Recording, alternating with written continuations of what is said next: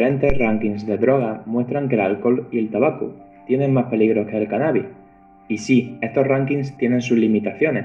Están hechos bien por un panel de expertos o con encuestas a los propios consumidores de drogas o analizando los márgenes de exposición que los humanos pueden tolerar hacia una droga.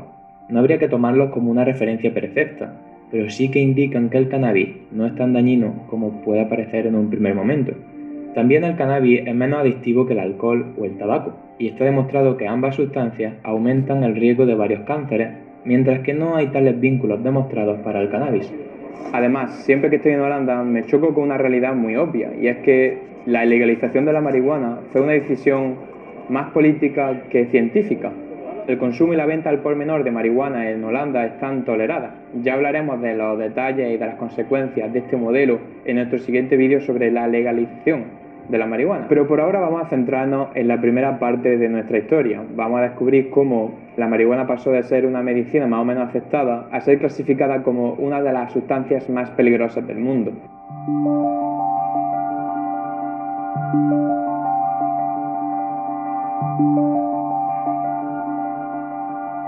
El cannabis es una droga ilegal un tanto especial.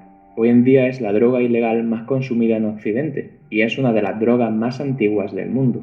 La primera prueba de su domesticación se encuentra en China en el 4000 antes de nuestra era y también aparece en la primera farmacopea de la historia como una droga medicinal por sus usos contra la gota, el reumatismo, la malaria, entre otras más de 100 aplicaciones. También aparece en los Atharva Veda, unos textos hindúes que la describen como fuente de la felicidad y de la libertad. Incluso se cree que los ungüentos usados en las tradiciones judías y cristianas contenían marihuana. Este cálamo aromático en este pasaje de la Biblia viene del hebreo cannabis, del que se cree que viene la palabra griega cannabis. Cannabis. Fiambrera. Fiambrere. Fiambre. Fiam. Tupperware. Y el cannabis se ha seguido usando a lo largo de los años, incluido en América y Europa, donde se anunciaba como medicina o como caramelo hasta en la revista Vanity Fair. En Francia, un grupo de poetas y escritores, entre los que se encontraban Victor Hugo, Alexandre Dumas o Baudelaire, se reunían bajo el seudónimo del Club de Hashishins, es decir, que era una droga de reducido uso, pero más o menos aceptada, especialmente por sus usos medicinales, hasta que llegó el siglo XX. La marihuana comenzaría a prohibirse en el mundo occidental. En este proceso, Estados Unidos tuvo un papel predominante. Los primeros pasos hacia la legalización comenzaron con la Convención Internacional del Opio en 1912, la cual fue iniciada por Estados Unidos, un tratado que pretendía prohibir el comercio internacional del opio. Estas discusiones se incluyeron dentro de la Sociedad de las Naciones, también fundada por el presidente americano Woodrow Wilson.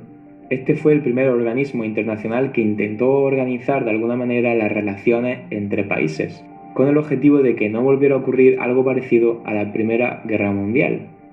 En 1925 se celebró una segunda conferencia y con el apoyo de Egipto, China y Estados Unidos también se prohibió, además del comercio de opio, el comercio internacional de cannabis. En consecuencia, países como Reino Unido o Alemania prohibieron el cannabis.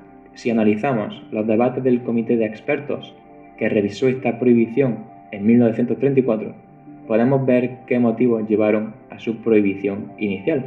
Tenéis que recordar que esta era la época de la expansión colonial entre la Primera y la Segunda Guerra Mundial. El sistema de mandatos e imperios seguía en su apogeo. Era un mundo dominado militar, política, económica y culturalmente por Occidente.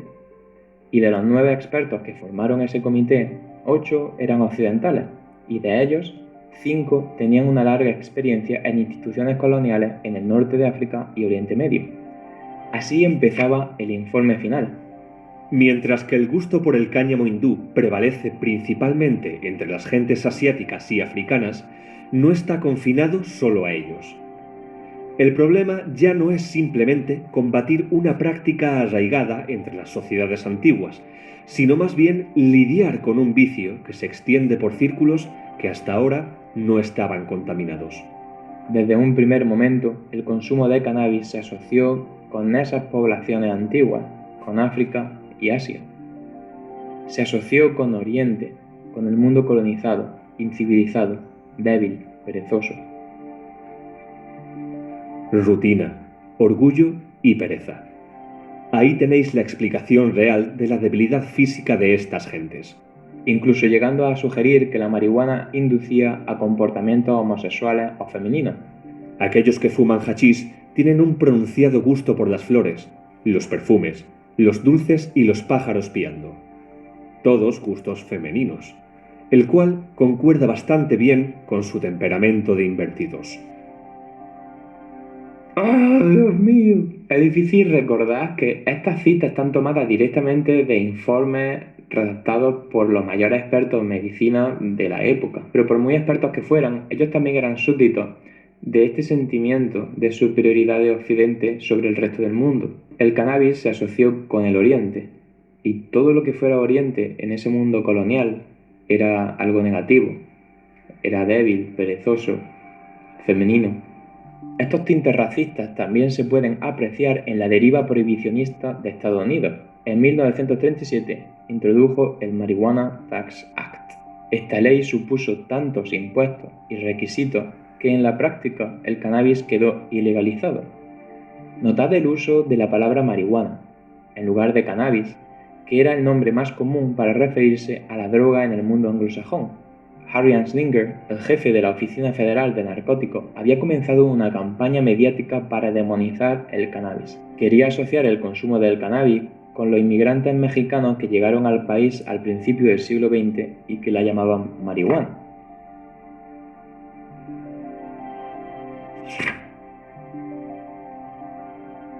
Esto es lo que dijo en 1937 a un comité del Parlamento. La mayoría de los que fuman marihuana son negros, hispanos, músicos de jazz y gente del entretenimiento. Su música satánica está inspirada por la marihuana, y fumar María hace a las mujeres blancas querer tener relaciones sexuales con los negros, faranduleros y otros. Es una droga que causa locura, crimen y muerte. Es la droga que más violencia causa en la historia de la humanidad. Anslinger continuó su cruzada con el cannabis también en los ámbitos internacionales. La Comisión de Drogas Narcóticas de las nuevas Naciones Unidas reemplazó la Convención del Opio de la extinta Sociedad de Naciones. Anslinger, utilizando la nueva situación de potencia mundial de los Estados Unidos, presionó durante todo el proceso de decisión de los comités, y en 1961 la Convención Única sobre Narcóticos situó al cannabis en la lista 1 y 4 sobre estupefacientes, las reservadas a las sustancias más peligrosas y adictivas del mundo que no tienen utilización medicinal. O sea, no lo entiendo, tiene que haber algo. Es decir, ¿por qué Anslinger pasó toda su carrera demonizando el cannabis? ¿Qué motivos tenía? Anslinger pasó gran parte de su carrera recolectando noticias que vinculaban el consumo de marihuana con crímenes violentos. Como este, por ejemplo. Por lo que lo mismo creía honestamente en la peligrosidad del cannabis. Sin embargo, Anslinger recibió numerosos informes que contradecían su creencia. El doctor Walter Bromberg estudió más de 2000 crímenes a los que se le había asociado el consumo de marihuana y no encontró en ninguno de ellos una clara influencia del cannabis en el acto. También un informe de 1944 redactado por the New York Academy of Medicine describía cómo la marihuana no era tan peligrosa. Pero Anslinger tenía buenas razones para ignorar esas interpretaciones. En 1933, los Estados Unidos volvieron a legalizar el alcohol. Así que la Oficina Federal de Narcóticos se quedó sin mucho que hacer, por lo que, por temor a perder los fondos, Anslinger buscó otra droga para asegurar la continuación de su departamento. Anslinger se retiró en el 1962, pero para entonces ya había llegado a la Casa Blanca Nixon y su War on Drugs. America's public enemy number one in the United States is drug abuse. En la campaña electoral de 1968, Nixon tenía dos enemigos, los movimientos de izquierda en contra de la guerra de Vietnam, como el Youth International Party, y los movimientos antirracistas como the Black Panther Party. Y esto es lo que John Ehrlichman, el jefe de política interna del gabinete de Nixon, dijo sobre esto. Sabíamos que no podíamos hacer ilegal ni estar en contra de la guerra, ni ser negro, pero sí podíamos hacer que el público asociara a los hippies con la marihuana y los negros con la heroína. para criminalizar completamente esas sustancias y poder así destruir esas comunidades. Así podríamos arrestar a sus líderes, hacer redadas en sus casas, destrozar sus mítines y vilipendiarlos noche tras noche en las noticias. ¿Sabíamos que estábamos mintiendo sobre las drogas?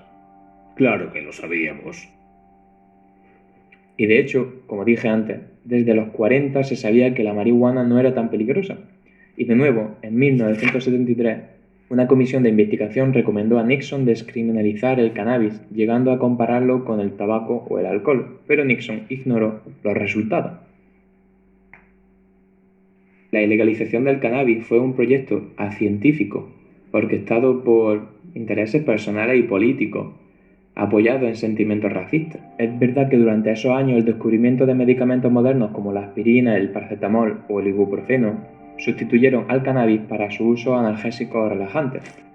Por otro lado, el descubrimiento del nylon y otros plásticos sustituyó al cáñamo en sus usos industriales para tejidos. Hay muchos que apuntan a que Anslinger salió con William Hearst, dueño del mayor grupo mediático del país, con decenas de periódicos y revistas, y también con Andrew Mellon, el hombre más rico de los Estados Unidos y que tenía grandes inversiones en la compañía petroquímica DuPont, inventora del nylon, y que entre los tres orquestaron la campaña antimarihuana. Esta versión dice que Mellon y Hearst, con también intereses económicos en el sector maderero, habrían querido acabar con la competencia del cáñamo al papel y al nylon. Os voy a dejar en la descripción un link a un artículo que desmonta esta explicación mucho más extendidamente, pero básicamente esta versión de la alianza entre estos tres hombres exagera el peligro que suponía el cáñamo para el papel y para el nylon. El máximo histórico de plantaciones de cáñamo en Estados Unidos fue de 14.000 hectáreas, en comparación con las 10 millones de hectáreas de algodón o cientos de millones de madera para papel. Además, si el cáñamo hubiera sido una alternativa real al nylon, pues habría seguido creciendo en esos países en los que no había intereses petroquímicos. Pero, por ejemplo, Francia nunca prohibió el cáñamo industrial y todas sus plantaciones de cáñamo, excepto 400 hectáreas, desaparecieron durante el siglo XX. Es decir, el cáñamo tenía muchos usos, pero no podía competir con el algodón primero y más tarde con el nylon. La prohibición del cannabis alrededor del mundo nos cuenta varias historias. Nos muestra los primeros pasos de Estados Unidos como potencia mundial. Nos cuenta la historia de orientalismo y racismo que justificó la expansión colonial. Pero especialmente nos muestra que la manipulación mediática da sus frutos, pero que también toda manipulación a largo plazo acaba fracasando. Alrededor del mundo, numerosos países y estados están dando pasos hacia atrás, están descriminalizando o legalizando el consumo de marihuana. En el próximo vídeo veremos argumentos en contra y a favor de la legalización de la marihuana y también cómo otros países la están legalizando, para ver si España debería legalizar la marihuana y cómo. Y las increíbles voces en off de este vídeo son de Álvaro, que lo podéis encontrar en sus redes sociales. Así que si te ha gustado este vídeo, pues dale al like, suscríbete, dale a la campanita de notificaciones para no perderte ninguno de los que vienen y nos vemos dentro de 2 semanas. ¡Hasta luego!